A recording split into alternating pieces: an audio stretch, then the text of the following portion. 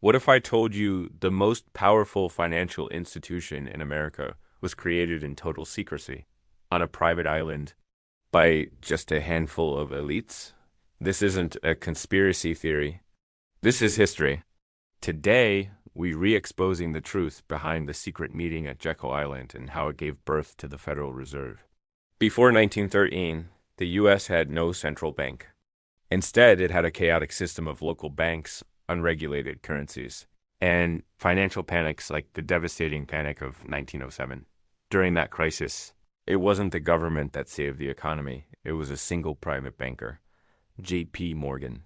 The government had no tools to act fast. So Morgan stepped in and bailed out the financial system himself. That panic made one thing clear. The U.S. needed a central bank, but Americans hated the idea. Why? Because it sounded like central control by wealthy elites. So in November 1910, six powerful men boarded a private rail car under fake names. Their destination? Jekyll Island, Georgia. Their mission: design America's new central bank in total secrecy. These men were Senator Nelson Aldrich Frank Vanderlip, Paul Warburg, Henry P. Davison, Benjamin P. Andrews. No journalists, no records. Not even their families knew where they were going. They called each other by first names to hide their identities from the train staff. On Jekyll Island, inside a private resort, they drafted what became known as the Aldrich Plan. The Aldrich Plan proposed a central institution to manage the money supply, issue national currency, and lend to banks in crisis. It looked decentralized, but was designed to be controlled by private banks. The public would never accept this. So the plan was shelved for now.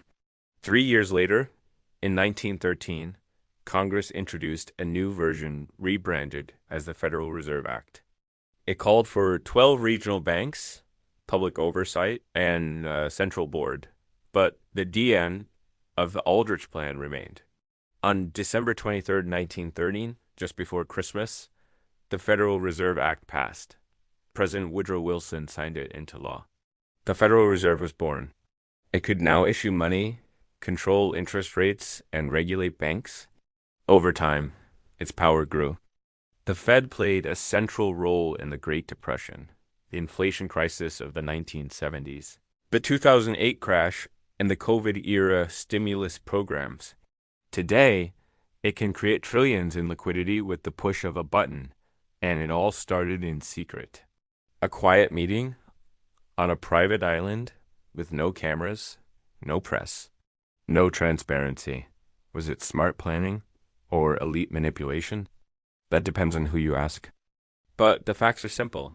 The Fed controls the money, and that means it controls nearly everything else. Understanding where that power came from helps you understand the world we live in today. Thanks for watching.